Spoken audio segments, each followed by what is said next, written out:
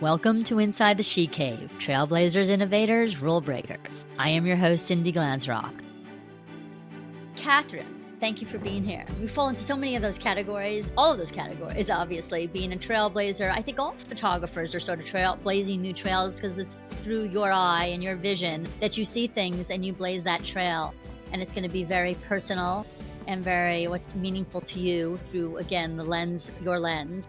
As an innovator, of course, it's remarkable what you accomplished in 2 years and getting the John Steinbeck house opened. And I was so fortunate to have you tour us around Memorial Day weekend, and how perfect on Memorial Day. What a great memory to John Steinbeck after 1955, he bought that house, I think I recall, and lived there and wrote, I think there's a book right there on the bookshelf of his, The Winter of Our Discontent.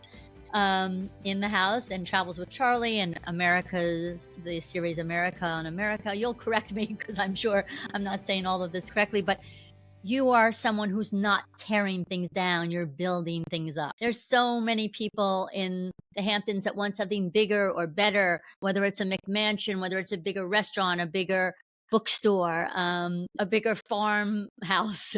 What I love about Canio's, happy birthday, October, was you bought it from Canio Pavone. Was it about 24 years ago? October of 1999. So just turned on a birthday, and I hear that he still pops in the store and visits when you all have your lovely talk. So it's just a fantastic bookstore with such great programming, and we so look forward to hearing from you about it today. And about when I say breaking rules, it was so easy for, like I said, a beautiful house in a beautiful location on that bluff. That house, that $16+ million house, might have even gone for more if it was sold to a private individual. But in 2 years, the Southampton Town Board, the Sag Harbor partnership, yourself, I heard, just was sort of like a Florence Nightingale of Sag Harbor, and had that flag and just did not give up. And in a record-breaking time, now it's a residency for writers, and it's a beautiful place to visit. And I know we can all sign up and go on tours, whether it's of the property or inside the house online. So thank you and welcome. And bring us back to why Sag Harbor. Why did you come to Sag Harbor? I know you have, whether you have an illustrious past or not, just give us a little background on yourself and maybe the partner, meaning the partner of the bookstore, and friendships that brought you to Sag Harbor some time ago. Thank you again. Sure. Well, first of all, thank you, Cindy, for having me on. I really appreciate it. And it's great to talk about rule breakers, because I just would like to say that if I had followed the rules, the Steinbeck house would have never been preserved by the town. When I started the drive to preserve the house, everybody without exception said to me, Kathryn, it will never happen. It will never happen. And I just did not listen to them. And I just continued to, pursue different avenues to make sure that it did. I'm sure you know the very great quote my mother always tells me. I always like to bring up my mother once in the podcast, and that's Winston Churchill: never, never, never give up. That's a famous Winston Churchill quote. So keep doing what you do. Never give up. I mean, that is great advice for all of our lifetimes. But the other comment I wanted to make, you mentioned, bigger and bigger, and, bigger is not always better. And, go back to the book, small is beautiful. There is a lot about intimacy that, especially in our disconnected culture of being, on our cell phones and being, sort of this far away from what we're looking at, the idea of being intimate, like in Canio's books, and having that experience one-on-one, or when small groups are gathered. Inside the she cave. Inside the she cave, exactly, right here, you and I. I mean, this is what's really important about life. So I just wanted to kind of go back to that comment about bigger is better. And you have a lot of people you fit in that little bookstore. I've seen some of those talkbacks you've done online, and they're wonderful to go online and see how many people you fit in this very intimate setting, and the conversations that occur there are just wonderful. Well, thank you. I mean, there is some alchemy that occurs, when you get people into the bookstore and you listen to a writer who has worked for several years, perhaps on a book, describe their book, read from their book. And, magic, it's a place of magic, and magic does happen. But what And I'd also like to say that the very first reading at the bookstore was by Nelson Algren, and Nelson in 1981. And Nelson had just won or just been inducted into the American Academy of Arts and Letters like 3 weeks before. So the place was jammed. Nelson charged everybody $2. And then at the end of the event, he took them all down to Conchadora, which is the pizza parlor, was the pizza parlor in Sag Harbor, and bought a dinner for them. And well, the good thing is it's still a pizza parlor. It just has a different name. So yes, we I didn't was just lose there it. last night. Well, Sag Harbor Pizza is one of those great classic places that fortunately, even if it has new ownership, as you are new ownership for Canio's, at least it was preserved. So speaking to the event you had in 81, I was just recently reading your wonderful, I love the fact that you have so much, you have your online books where you can buy into this online book club you have. Like you can give a certain amount of money. And I love that because that's preserving the concept of reading books still. Tell us a little bit about your programming because it's so creative and innovative. And speaking of innovative and your calendar of events, I love the Colson Wow's Sag Harbor Crowd event that you recently had this summer. Specifically, I love that because he was such an important name to attach to the project for the John Steinbeck House, which again opened this summer. So just tell us a little bit about like, how did you are you just a creative person naturally, an innovative person naturally? Is it you or Marianne or a combination of you as co-owners? And then what programs do you do that make you special? Thanks. Well, first of all, yes, we're both creative, and that is essential to who we are as individuals and what we bring to the community. We're also very community minded. That's a big part of who we are, and a big reason for taking over the bookstore in 1999 when we did. I mean, we never look at Canio's as really just a bookstore. We look at it as a community gathering place, as a place to have information shared with people in the community or people coming into the community wanting to learn more about it. So that creativity and community we feel is integral and interwoven to who we are as individuals and who the bookstore is for Sag Harbor and the East End. And so with that in mind, we have a lot of diverse offerings at the store. I mean, first of all, we do readings, in fact, pre-pandemic, really every week, sometimes many times a week. We did a lot of Zoom events during the pandemic. And then since then, we continued to do readings, if not every week, very frequently. And so that's a big part of what we are. And we do have, as you mentioned, what we call a CSB program, community supported books. It's like the idea of the organic farm with the CSA, community supported agriculture. So what people can do is they can essentially buy a share into our CSB to seed their account with $100, $50, and then they buy books on account. And then we also have membership or CSB member special offerings from time to time. So that's another part of what we offer. We are also online with our books via bookshop.org. So for everybody who's listening, that's a really wonderful offering that came out right as the pandemic hit to support small independent bookstores nationwide and really now worldwide.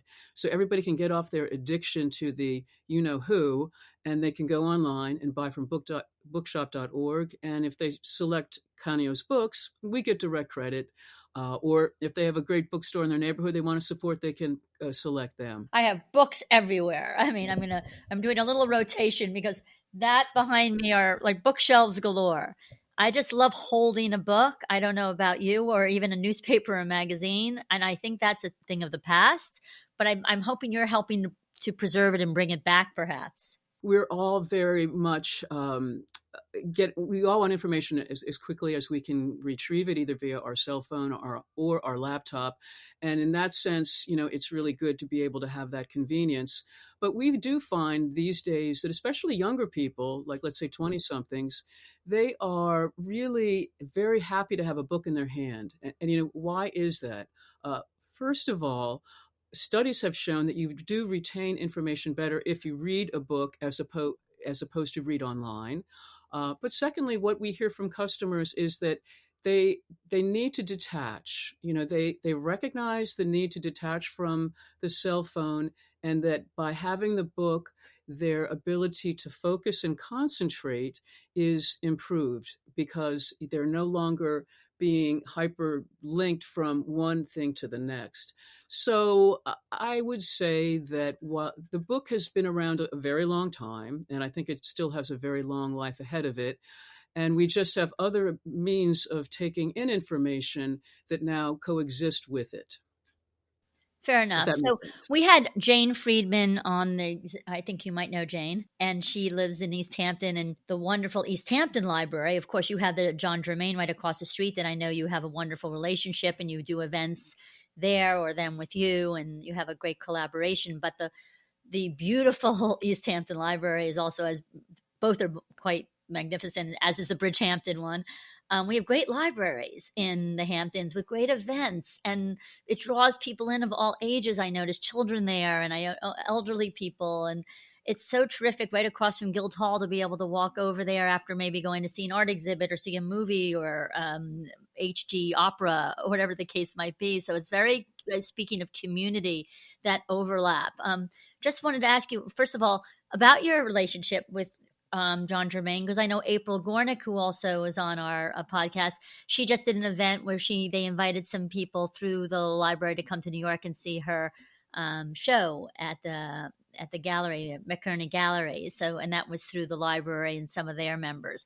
So, tell us about your collaborations and the importance of libraries. Oh, we are big fans of libraries. Quite, that should be obvious, but I just want to underscore that we are big fans of libraries. We have worked really closely with the John Jermaine Library since we took over the bookstore, through several executive directors, through their move. They had to leave the location in order to do the renovation and then come back. But the synergy between the two organizations couldn't be any tighter in terms of what our missions are, which is to get people to read and to be a part of the community. And in fact, one fun fact about our relationship with the library is that in Sag Harbor, in the fall at Harbor Fest, they have a parade. And so one year we were in the parade, and I have a small pickup truck. And so we named it Rocinante, which was John Steinbeck's, the name of his truck in Travels with Charlie.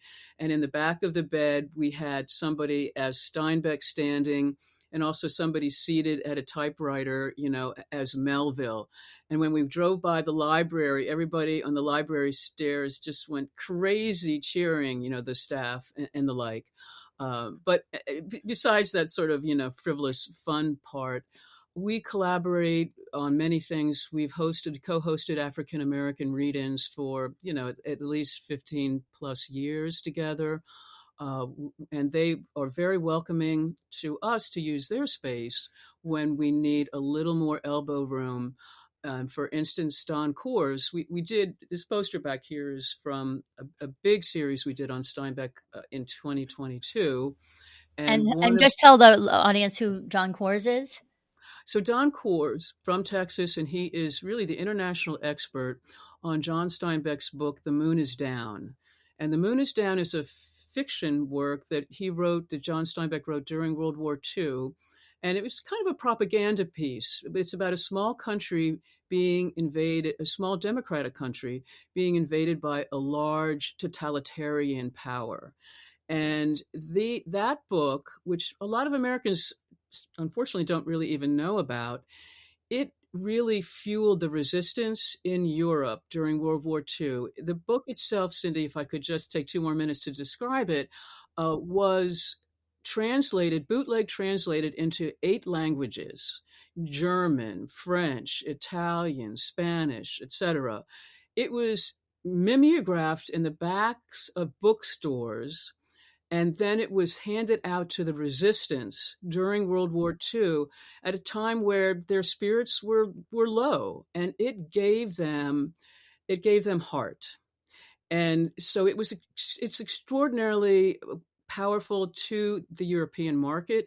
And John Steinbeck was awarded the highest honor in Norway, because the country was sort of based on Norway, by the King of Norway. It's called the Cross. I can't remember. So anyway, Don Coors came to talk and tell us about that at John Jermaine Library. Oh, that's wonderful. Well, it's wonderful because you also, I know, launched this. I don't want to change the subject too quickly, but this educational nonprofit, Canio's Cultural Cafe, and I think that's really when you say, "Can I tell you a little snippet?" Like that to me is what you are. First of all, as Kathryn Szoka, that's who you are. That to me resonates when you do your tours of the John Steinbeck house. I heard when you spoke about Melville and you do that Melville Marathon or Moby Dick Marathon, and they spoke about how women react to Moby Dick. And I would loved when you would chime in and say, well, something about a female whale. And I laughed and I was like, oh my God, who would have thought of that? It just seems like that's your DNA to sort of not question in a bad way, question in a good way to create the conversations and also just pique interest. Because the woman who was heading that up saying, hey, even though she's an educator, she says, I didn't even think of that. And you probe in a lovely, nice, important way. So I want to thank you for that. Thank you. I mean, it's an education over a lifetime that has helped me be able to be insightful in a sensitive and thoughtful manner. So the Melville Marathon, was that going on before you took over, or was this again one of your great ideas? And it seems like a lot of people love, I don't know if it's Moby Dick or Melville himself, or the characters in it because of but why is it so popular? And who thought of it to do this? Right. And tell us about it. Great questions. And just sort of to hop back to the Cultural Cafe, I just want to contextualize that we have sort of two entities. We have the Bookstore, which is the for-profit business, and then we have an educational non-for-profit, Canio's Cultural Cafe, which really underwrites all of the educational programming that we do, including what we did on Steinbeck, and including the Moby Dick Marathons. And so the history of the Moby Dick Marathon is that Canio Pavone, who is the original owner, launched the very first marathon. I think it was in 1984 at the Bookstore. And then it was really around the clock, so it was like really hardcore marathon. And we believe that we were the first institution to do a Moby Dick Marathon. We know that we came before New Bedford, which they do a marathon every year, and also we came before Mystic Seaport. So we're pretty sure we were the first, which is pretty cool. Did Melville ever come to Sag Harbor? No, there's we've researched that so far, no evidence, though his very good friend Hawthorne was in Sag Harbor. That's what I thought. So we know that he would have had some awareness. Plus, Melville himself was on a whaling vessel, so he was aware of Sag Harbor as a whaling port. So he would know that. But so Canio did it for several years, sort of round the clock at the Bookstore. But he stopped that like in the early 90s. It's a huge undertaking. And what is a marathon? Yeah, the marathon is, the book is read aloud from page 1 to the very end of the book, right straight through with people reading different sections. When Canio did it, I think he had people reading by the chapter. What we do now, and when we sort of reinvented the marathon, we changed several things about what had happened previously. Now the marathon is no longer around the clock. Oh, and by the way, Cindy, let me also shout out to the library again. John Jermaine and Canio's books in 2002 and 3, under our Marianne and my ownership, we collaborated on Moby Dick marathons together. So we did that. Then jump ahead to I think it was 2015, we envisioned the marathon as a community-wide event. And so now the marathon happens at least 6 different locations in Sag Harbor, including the Whaling Museum, including the library, the Old Whalers Church, the church. And the church as in April Gornick and Eric's church. Eric Fischel's church, okay. Yes, that church. So a couple of churches. An Eastville Community Historical Society. And people sign up now to read for just 10 minutes. So it's a very elaborate, I have a spreadsheet that I work on for months in advance of it. But we have over 150 people who actually read. And in addition to that, we get professional actors or very skilled amateur actors to reenact portions of the book. As one example, Harris Yulin, you may be familiar with him. He's a stage actor. He's been in many different, movies and series. He reads Father Mapple's sermon, which takes place early in the book, and we do that at the Old Whalers Church. So it's quite dramatic. The Hamptons and it's just a walk away from your store, so you can just go from part of the marathon. You can walk all around Sag Harbor and hear different readings, I assume. Well, exactly. And people tell us, hey, I've never been to the Old Whalers Church, or I've never been to Eastville until you did the marathon. So it's just a way to introduce people to different parts of Sag Harbor that we feel have that are institutions and have cultural significance. But just to finish up with Harris, we have the Hampton Choral Society who sings a hymn, which is part of the book prior to the sermon.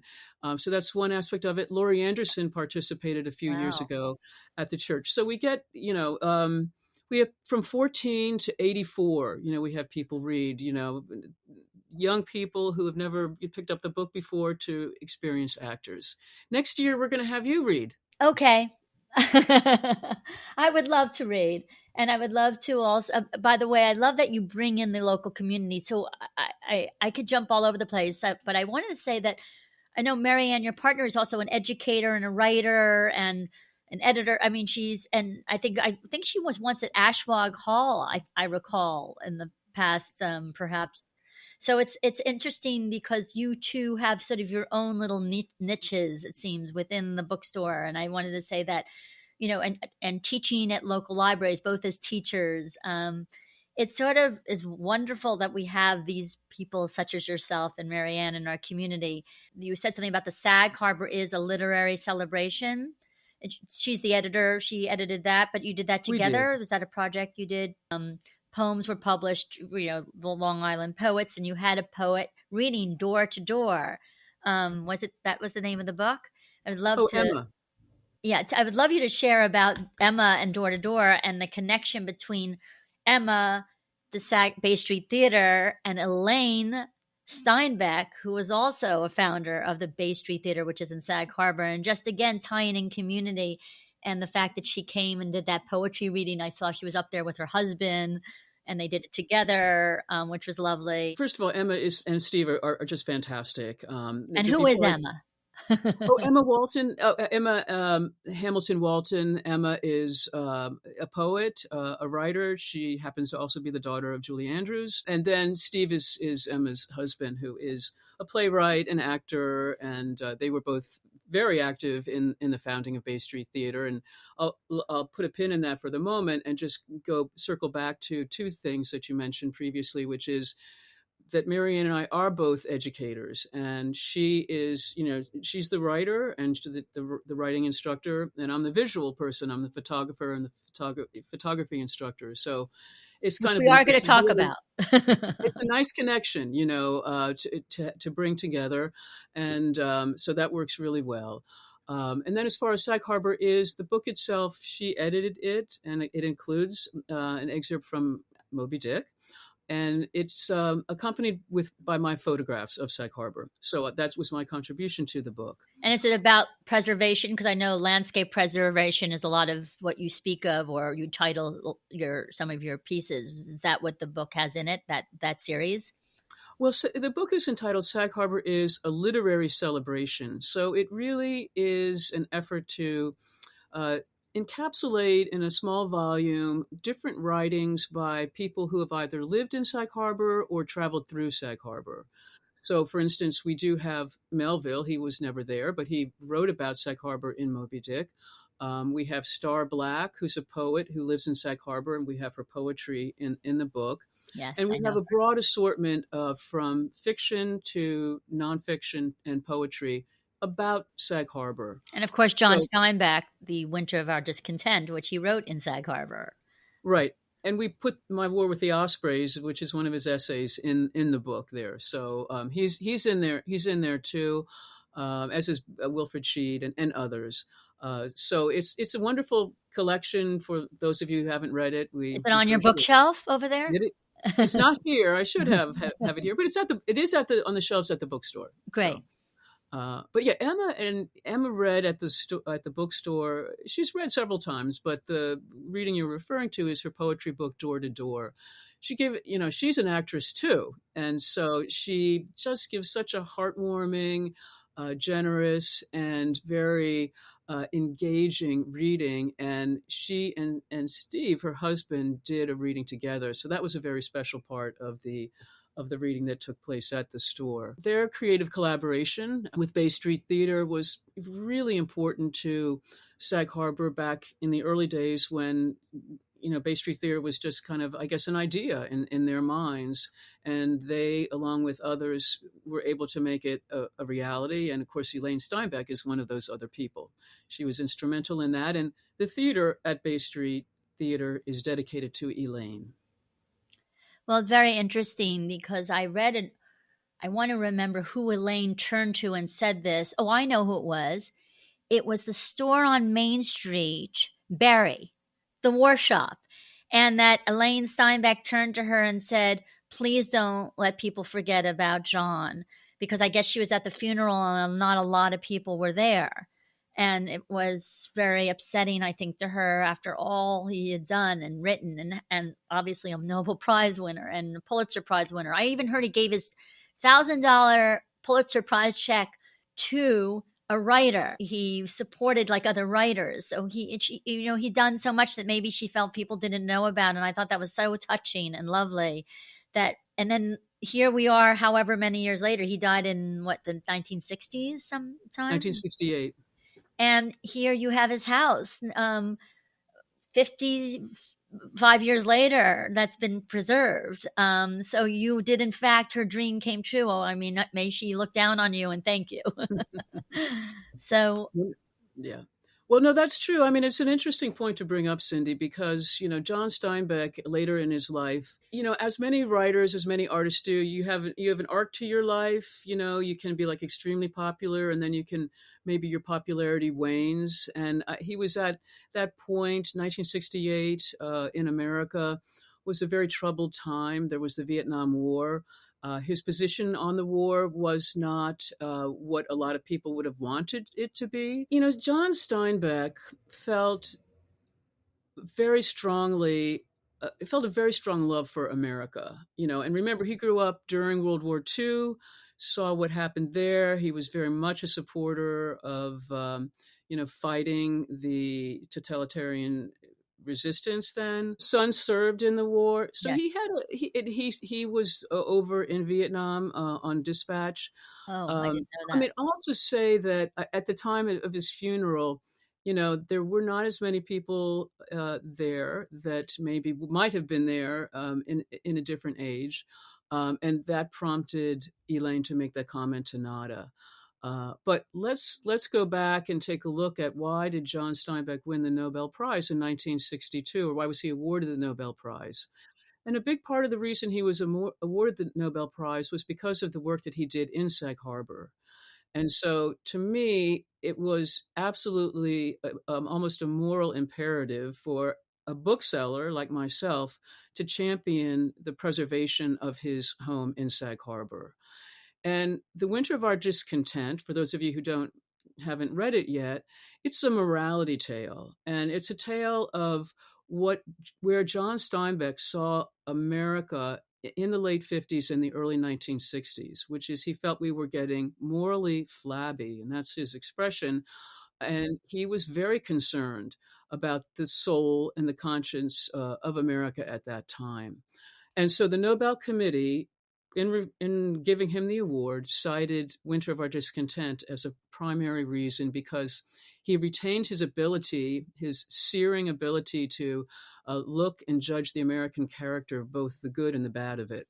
Well, when you think about East of Eden or other books I have read, I think he always wanted to, I don't want to say force it, but make people think. Some poetry and books we read are more of a passive reading, whereas this is more, you really have to maybe reread a paragraph or a chapter, or go back and reread the whole book and see that there's more to it than you might have on your first reading. We often read things again many, many years later. I think can imagine that many people do that with a lot of Steinbeck's books, or for that matter, I think I heard your group saying that when they went back and reread Moby Dick, there was a different take the second time as adults versus when you were in school reading it. Yeah. Oh, absolutely. Absolutely. And I mean, John Steinbeck struggled with social justice issues throughout his entire, career and in his personal life. I mean, this was deeply the person that he was. And it comes through in all of the books that he has written. And Moby Dick is similarly. I mean, great literature requires rereading at different parts of your life to really get as much out of it as is there. Just like great art requires looking at more than once in order to really be able to get as much out of it as you can.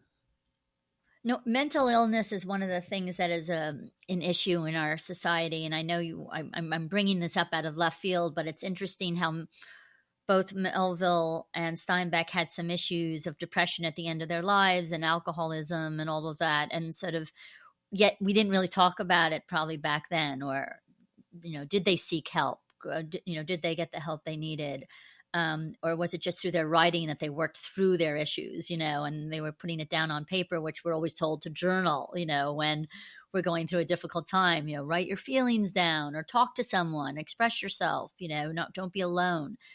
And it's sort of interesting how many writers, great writers, have had this depression because they really feel things so deeply. I mean, were you able to speak to that, since you know so much about writers and writing, and is that something with this whole racial justice and social justice issues you had mentioned during the pandemic? It was such an important time, especially the race issue. People came to the bookstore, or it was like a community. There was more talking going on. There was more, I don't know if there was more book reading going on, but can you also, speak to that? Sure. Yeah. I mean, the first thing about the mental stability of artists, be they writers or musicians or visual artists, I think you just need to look through history and see that that's often they often go hand in hand. Though I would also say that when artists, writers, or musicians are in the depths of depression or addiction, is not when they do their best works. I am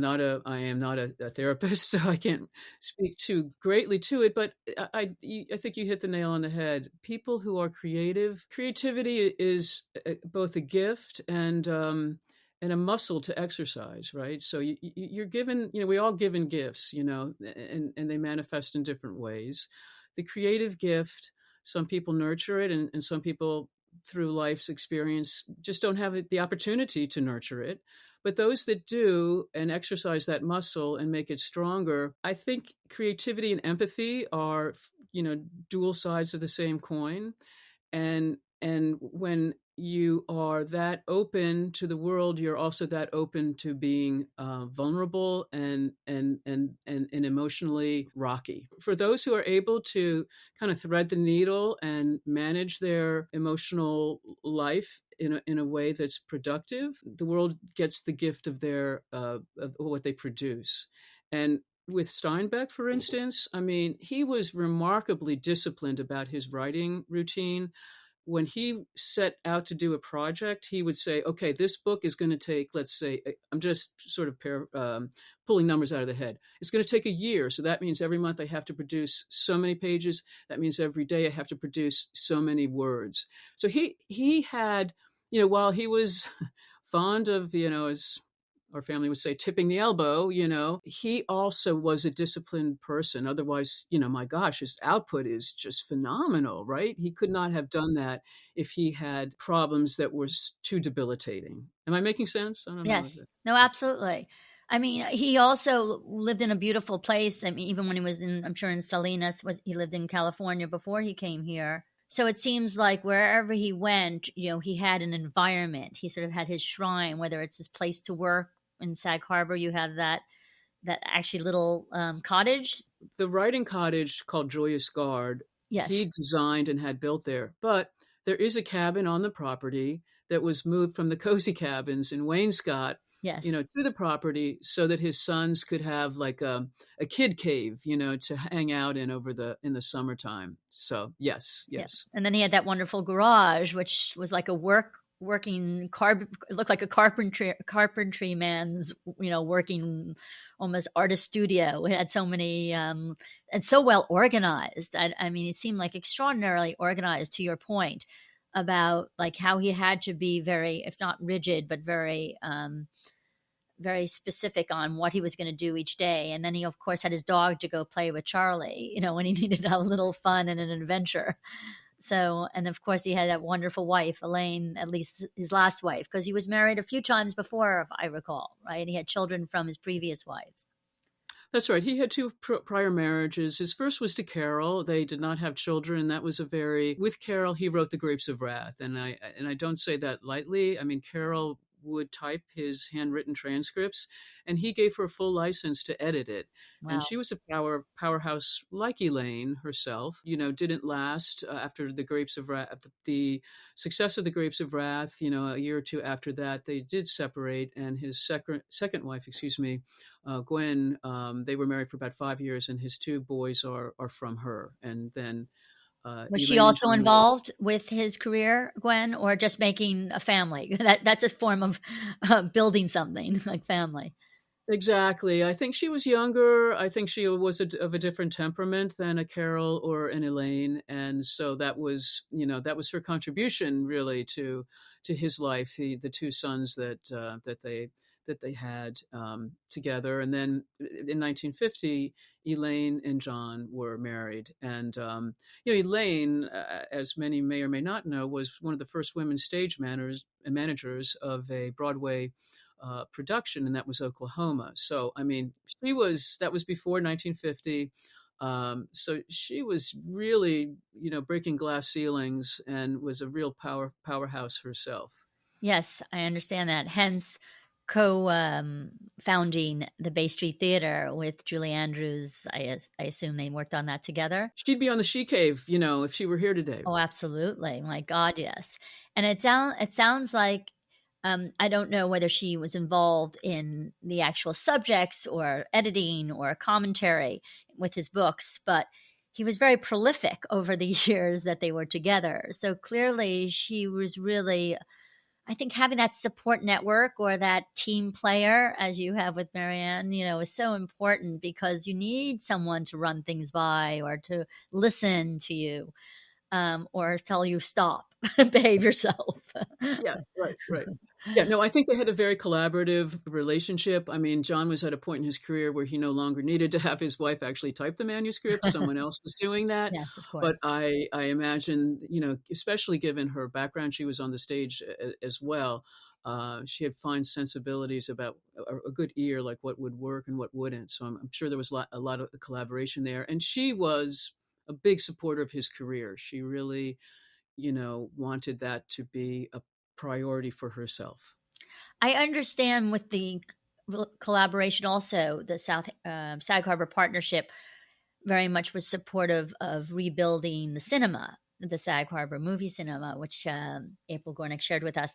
And it's so interesting because there was a whole marathon of movies, John Steinbeck movies, that were there too, which was lovely to see the books turned into movies. And I was wondering if Elaine was a big part of that, of turning, making sure those books maybe went to another level of more people being able to enjoy them. Could be that I don't know about. I mean, a lot of the films were made actually prior to them becoming a couple. But part of John's success was to have the books go from the page to the screen, and of course that's every writer's dream, to have Exactly. that happen, because that's a way to to become financially successful. But John did a lot of work on Broadway, and I'm sure that at that point, the collaboration with Elaine was very, yes, of course, very important.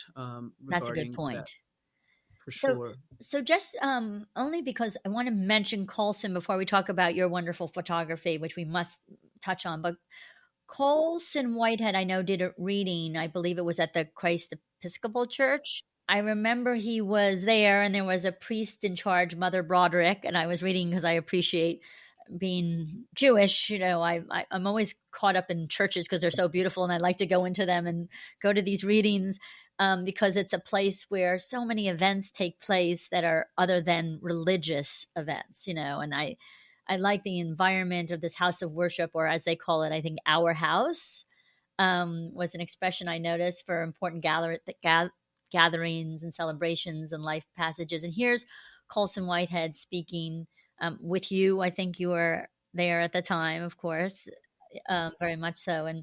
And his interest in the preservation. So just why Colson Whitehead? Why was he interested, and why was he such an important part being a writer? And I know you have his book behind you, Harlem Shuffle, on your bookshelf. So obviously he means a lot to you.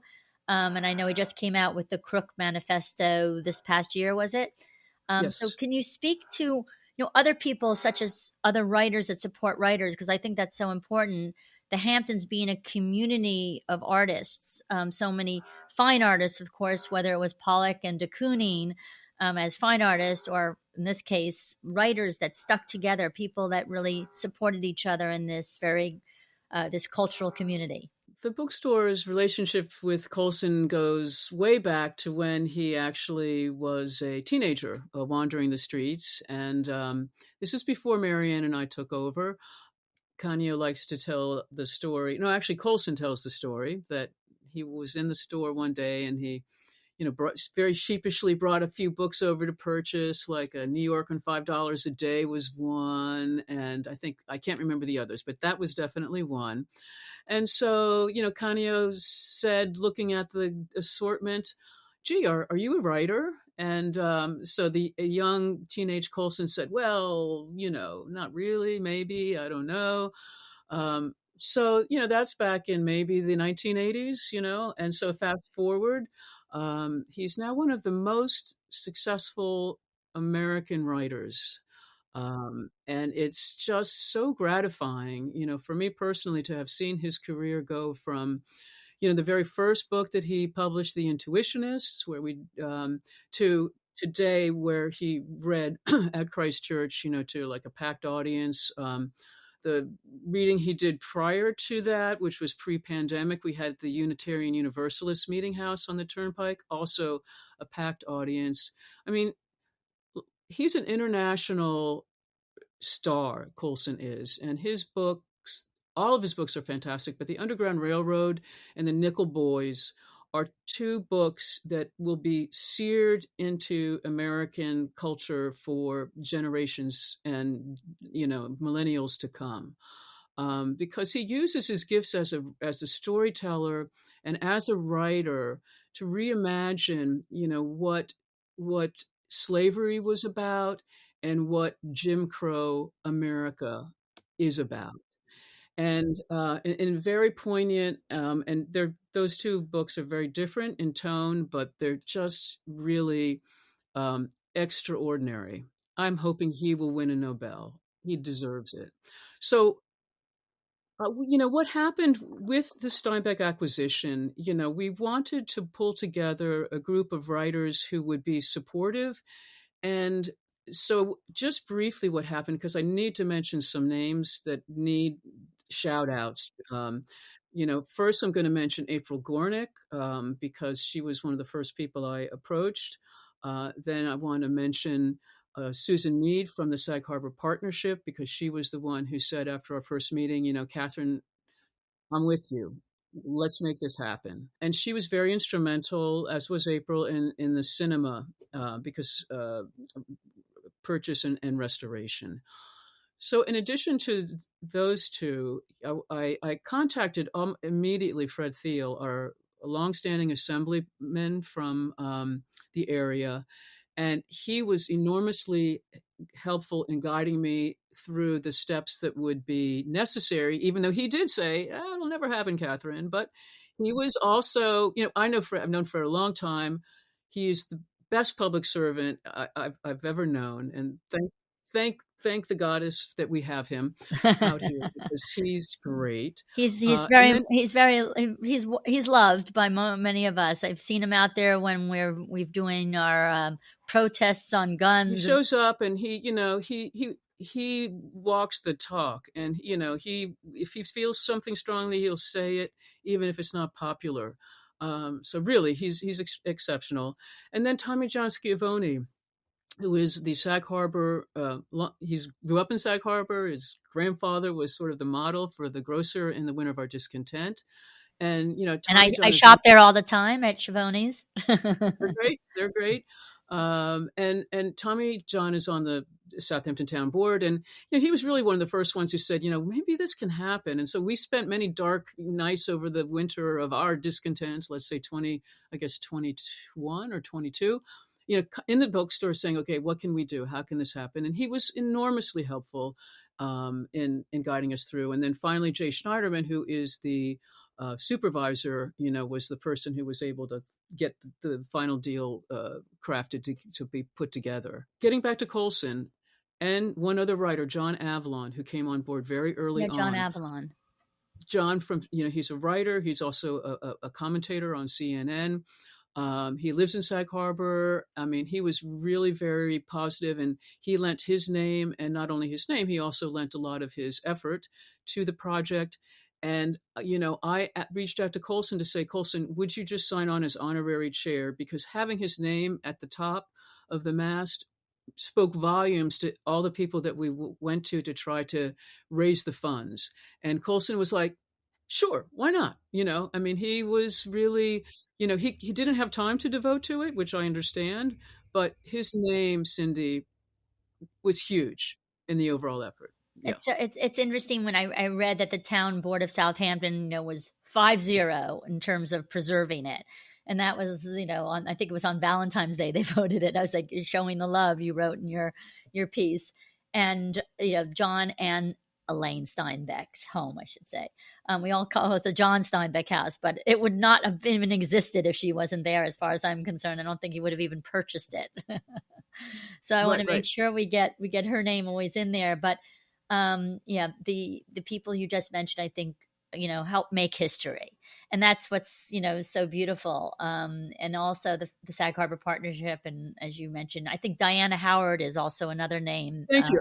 I was just going to put her name out there because I didn't mean to over speak you there, but Diana she's a saint. Diana is a saint because she's really diplomatic and she's such a hard worker, as is Susan Mead. I mean, as is all of them, but the dream team. It's a dream team. Yeah. She has the grace of being able to communicate and ruffle any feathers, and is very much a behind the scenes kind of a person. So it would not have happened without all of these people. I mean, it's all about, it takes a village, right? It's absolutely. And just because I want to end on you and your passion for the camera, I don't see one on your bookshelf, but I know I have behind me my mother's. Do you remember what a brownie was? Oh, sure. Yeah, I have her camera over there, and I have my father always took Polaroids. So I have his old Polaroid. So, it's funny how cameras, touch me in a different way. You're a professional photographer. I'm a digital photographer. But if you could speak to us, because there's this vast archive of photos I know you have, whether it's the Vanishing Landscapes over decades, the Bridgehampton Museum, what you did about the people on the that lived along the turnpike, for those of us who don't know Bridgehampton Turnpike or the Sag Turnpike, sort of the different communities of people of color, in the Black history in the Hamptons. Many people don't even recognize it, but there's these now places that are preserving and showing the works, whether it's the Corwith House and Topping House, the African American community, migrant farmers, taking the photos of the community.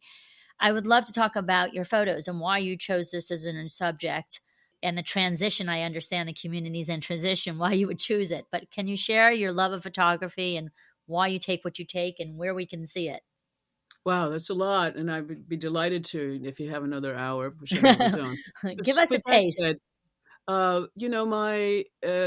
I have my father's old Argus camera, in my studio, and my father was a really terrific amateur, photographer. That was his vocation. As Hungarians, as you may know, a lot of really great photographers came out of Hungary.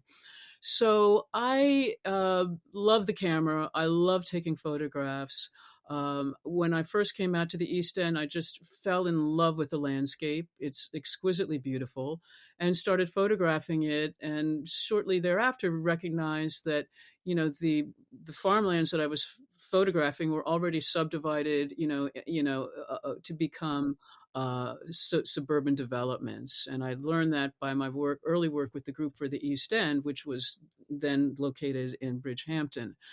And so, one could say that my love of photography also led to my community involvement, because I then became involved in trying to see what could be done to have the area develop in a way that would protect the landscape that was out there. But I find that one of my gifts is with the camera and is photographing, whether it's landscapes or people. And I am drawn to photographing sort of communities in transition. So that's the farmland that you mentioned. The Bridgehampton Museum realized their archive did not represent a very vibrant African American community that had lived there for over almost a century. And so they did ask me to document that community. And I was grateful for the opportunity, um, embraced it, spent an enormous amount of time in the community, even before I started taking photographs, to just, become more aware of the players and the people. And I knew I had a lot of friends in the community anyway. I'm a former basketball, Division I player. So Yes. I was I was going to say you're really, an athlete and an activist. I meant to mention. yeah. So I was at the Bridgehampton High School, watching the games, and knew a lot of people that way. But anyway, that's off topic in one sense. But I'm very proud of the photographs that I was able to make of people who now, 10 years on, some of the elders who I photographed are no longer with us. So this is a testimony to their place in the community, a community that was very loving and very vibrant. And I just felt privileged to be able to be a part of that. So Well, I love a lot of your photographs are taken, whether it's at the recreation center or maybe at or the church or people's homes, the Baptist church, I should say, or sort of local spots that I always used to go visit. I was raised by a Black woman who took me to church on Sundays, so I really love gospel church and I love community churches. It's because it's near and dear to me as a child. And you interesting. went into those communities, and obviously the people invited you in, and that's not always something easy to do, because that's sort of their protected turf. It's a lot about who you are. I mean, as Robert Frank says about photographers, you have to be invisible. I mean, and it's not about you. It's really, and that's not an easy thing to accomplish. But that's, the goal. I think of Robert Capa's work, Hungarian, right, and like how he became part of where he was part of the environment, or Andre Cortez, with his beautiful works, and Brazé. I mean, there's so many wonderful, and you being Hungarian, I'm sure, Laszlo Nagy. I mean, and the list is long. And there's a subtlety in photography that you also seem to respect and appreciate, and yet the strength of it at the same time, strength and subtlety. Yeah, I mean, it's an interesting medium, unlike painting and others, which is about building up. Photography is about editing out. And so that's the thing that you need to really, I mean, just simple millimeters, one way or the other, can make the difference between a good and a great photograph. Do you have And a favorite photographer? The one that I didn't mention Sylvia Placky, but she's also, I think, Hungarian, right? I believe. Do you have a Mhm. one that Hungarian photographer you love, or just a photographer that you've, sort of a mentor to you just by their work? I love so many photographers. It would be difficult to single them out, but I will just mention a couple of names. Early on, Robert Frank's work was instrumental to my own eye. Also, Ralph Eugene Meatyard, who is not as well known, I would highlight. And Vivian Meyer, who is, to mention a woman who, from being just a domestic wandering around New York City and Chicago, was able to make some extraordinary photographs.